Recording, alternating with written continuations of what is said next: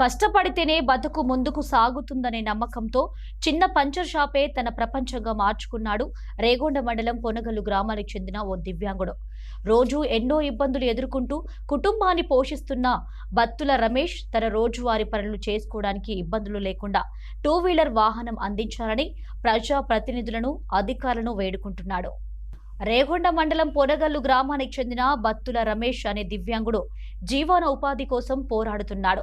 10వ తరగతి వరకు చదువుకున్న రమేష్ ప్రస్తుతం గ్రామంలో చిన్న పంచర్ షాపు నిర్వహిస్తూ కుటుంబాన్ని పోషిస్తున్నాడు. శారీరక ఇబ్బందులు ఉన్నప్పటికీ కష్టపడి పనిచేస్తూ ఆత్మగౌరవంతో జీవనం సాగిస్తున్నాడు.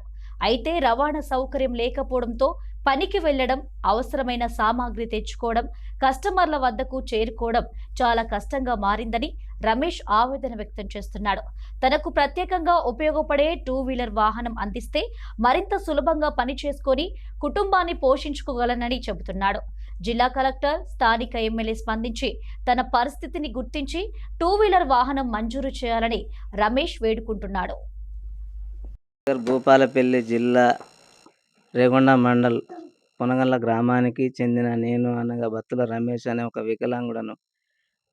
10వ తరగతి వరకు చదువుకున్నాను. చిన్నప్పుడే నాకు పోలియో వచ్చింది.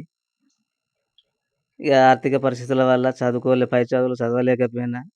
పంచర్ షాప్ పెట్టుకున్నా. అలా మ్యారేజ్ అయింది. 2 పిల్లలు.